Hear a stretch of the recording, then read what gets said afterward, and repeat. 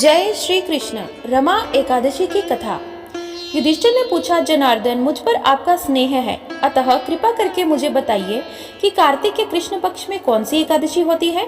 भगवान श्री कृष्ण बोले, राजन, कार्तिक के कृष्ण पक्ष में रमा नाम की विख्यात और परम कल्याणमयी एकादशी होती है। यह परम उत्तम है और बड़े बड़े पापों को हरने वाली है। पूर्व काल में मुचुकुंद नाम के विख्यात एक राजा हो चुके हैं, जो भगवान विष्णु के भक्त और सत्य प्रतिज्ञ थे। अपने राज्य पर निष्कंटक शासन करने वाले उन राजा के यहाँ नदियों में श्रेष्ठ चंद्रभागा कन्या के रूप में उत्पन्न हुई।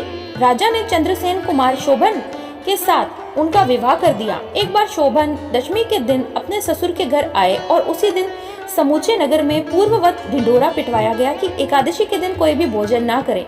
इसे सुनकर शोभन ने अपनी प्यारी पत्नी चंद्रभागा से कहा, प्रिय, मुझे इस समय क्या करना चाहिए, इसकी शिक्षा दो। चंद्रभागा बोली, प्रभु, मेरे पिता के घर पर एकादशी के दिन मनुष्य तो क्या, कोई पालतू पशु आदि भी भोजन नहीं करते।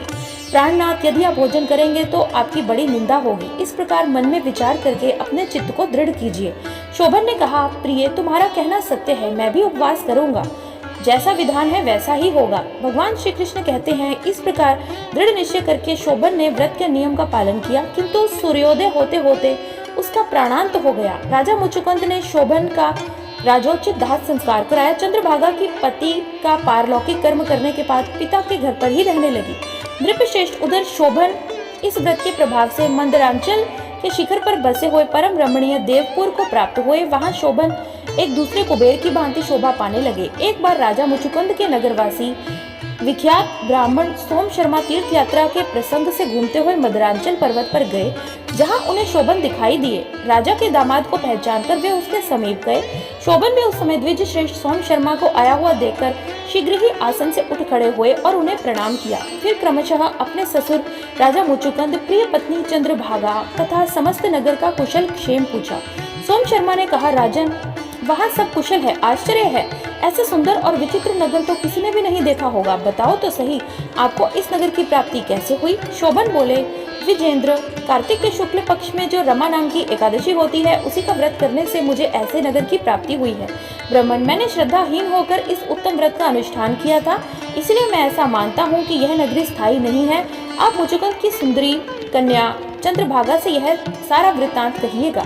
शोभन की बात सुनकर ब्राह्मण मुचुकुंदपुर गए और वहां चंद्रभागा के सामने उन्होंने सारा वृत्तांत कह दिया। सोम शर्मा बोले, शुभे, मैंने तुम्हारे पति को प्रत्यक्ष देखा। इंद्रपुरी के समान उनके दुर्धर्ष नगर का भी अवलोकन किया, किंतु वह नगर अस्थिर है। तुम उसे स्थिर बनाओ। चंद्रभागा ने कहा, महर्षि, मेरे मन में पति के दर्शन की लालसा लगी हुई है, आप मुझे वहां ले जाइए। मैं अपने व्रत के पुण्य से उस नगर को स्थिर बनाऊंगी। भगवान श्री कृष्ण कहते हैं, राजन, चंद्रभागा की बात सुनकर सोम शर्मा उसे साथ लेकर मंदरांचल पर्वत के निकट वामदेव मुनि के आश्रम पर गए। वहां ऋषि के मंत्र की शक्ति से और एकादशी के सेवन के प्रभाव से चंद्रभागा का शरीर दिव्य हो गया तथा उसने दिव्य गति प्राप्त कर ली। इसके बाद वह पति के समीप गई। अपनी प्रिय पत्नी को आता हुआ देखकर शोभन को बड़ी प्रसन्नता हुई। उन्होंने उसे बुलाकर अपने वाम भाग में सिंहासन पर बैठाया।